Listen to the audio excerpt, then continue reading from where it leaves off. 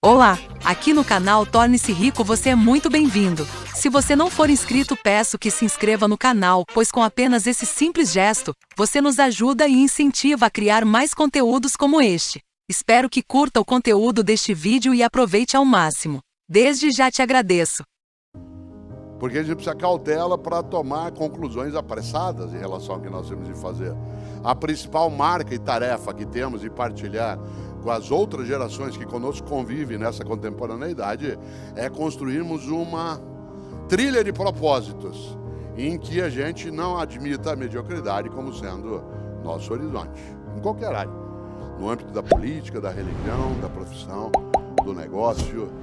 Claro, afinal de contas, os caminhos são múltiplos, só que há um contributo imenso das gerações que estão chegando e há um contributo imenso das outras gerações que já estavam. Isto é, muita gente aqui tem muito mais idade, como é o meu caso, do que os jovens que entrarão na nossa sala de aula ou entram na nossa sala de aula.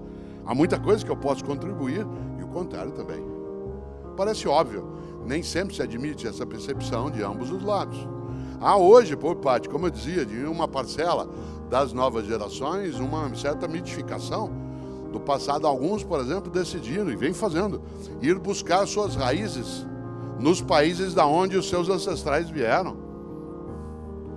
Que é uma viagem quase que de natureza ontológica, para usar um termo da filosofia, em que se vai para o lugar onde os avós ou os bisavós vieram, né? Porque nossos avós e bisavós vieram, às vezes, de outros países, como é o caso da quase totalidade de nós aqui, mas eles queriam deixar aquele lugar que vieram para trás. Porque aquilo, se alguém vivesse no lugar onde ele pudesse ficar, teria ficado. E veio porque não podia ficar. E ao vir, quis romper. Pois bem, uma parte da nova geração vai em busca dessas raízes. E é claro que vai buscar as raízes nas nações onde avós e bisavós viveram, porque aquilo dá uma certa identidade num mundo de volatilidade, de velocidade, de superficialidade das relações, em que a gente está num instante em que, vez ou outra, é preciso deixar claro algumas coisas em que você o tempo todo está sendo avaliado. Eu, essa semana, aliás, anteontem, em relação a um dos meus filhos, por conta até de um debate que tivemos de natureza profissional, eu tive que lembrar ele algo que às vezes ele esquece. E eu também não posso esquecer disso em relação a ele, mas eu tive que lembrar ele por escrito. Você não é nem meu juiz e nem meu avaliador. Não é você que decide e nem eu estou pedindo para você me avaliar. Claro que ele pode falar a mesma coisa para mim, ambos somos adultos. Aí diz assim, não, mas você tem o direito de fazê-lo, você é o pai dele. A relação de adultos pressupõe uma capacidade de equidade. Claro que a minha responsabilidade, a noção de reverência e respeito, ela coloca uma outra condição também. Mas nós hoje temos relações em que o mundo digital, por exemplo, nos colocou sob perspectiva o tempo todo. Eu, por exemplo, estou nas redes sociais, escrevo livros, faço comentário de TV e de rádio, sou professor.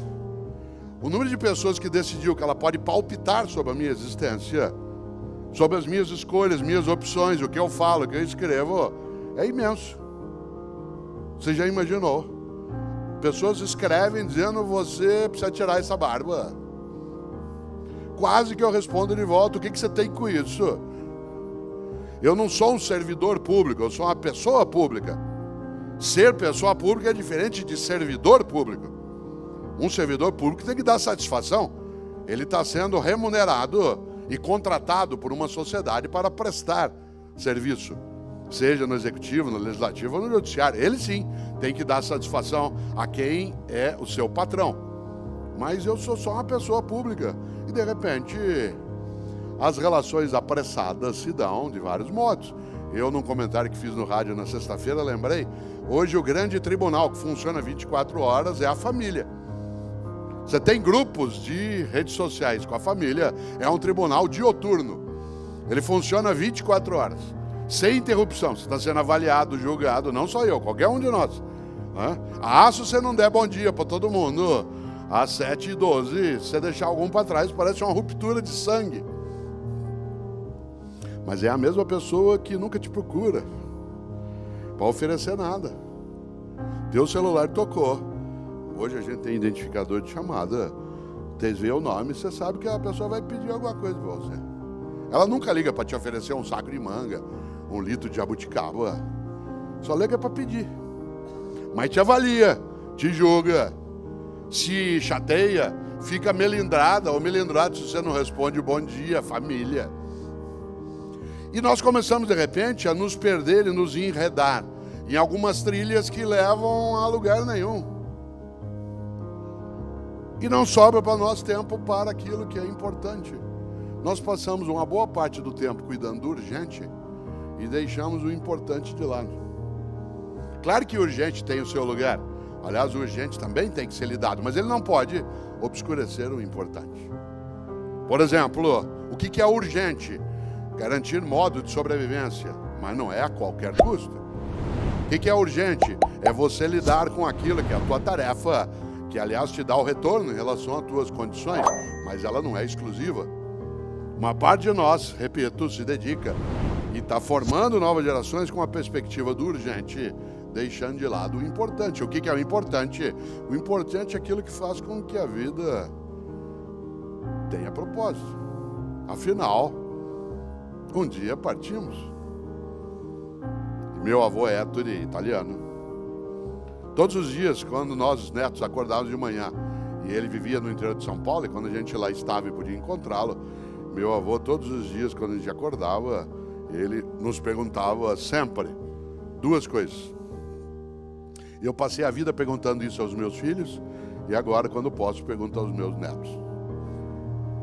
Todos os dias, assim que a gente acordava, ele perguntava: quais são os teus planos para o futuro?